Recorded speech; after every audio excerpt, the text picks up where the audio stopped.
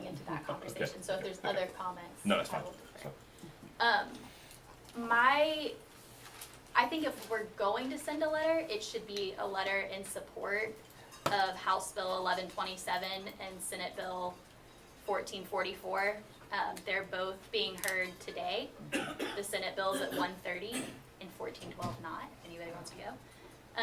And the House bill is at 2 p.m. And they both passed their first and second committee of 3 committee stops. So, but they both basically do what you're talking about, where if there's any type of, or what you've discussed in the letter, where individuals that are found guilty of this cannot open another private school, cannot have contact with student, all of those types of things. So I think rather than saying this is something for the grand jury to expand their case to, I think we would be a lot more successful with just sending a letter of support and a resolution saying we're fully behind these 2 bills, thank you for doing this, No. would be my. No. They don't, there's no talk of creating any equivalent of the Office of Early Learning, which is what the equivalent would be if they were serious, if they were serious about having a meaningful voucher program, they would run it like they run EPK. They would have, they're not creating any of that. There's no identification of who, I'm talking about system oversight. And I think the MSD report, the grand jury is looking into how systems have behaved and where there's been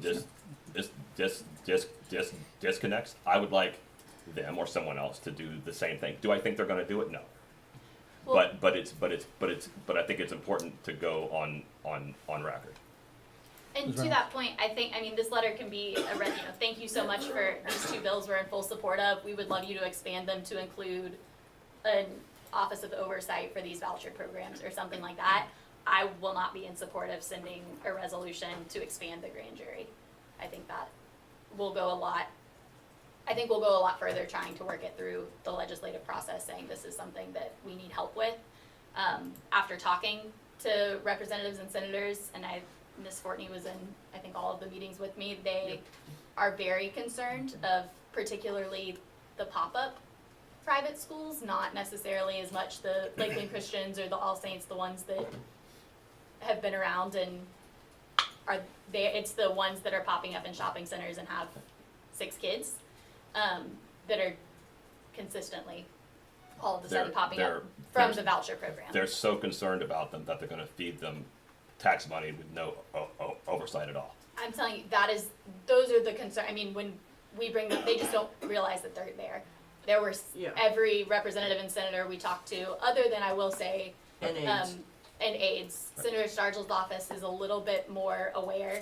They've been pushing this bill. It's actually in Senator Stargell's committee today. But I think that that's something that they have on their radar and are. Well, Ms. Fields had some comments she'd like to make. Well, I'm reading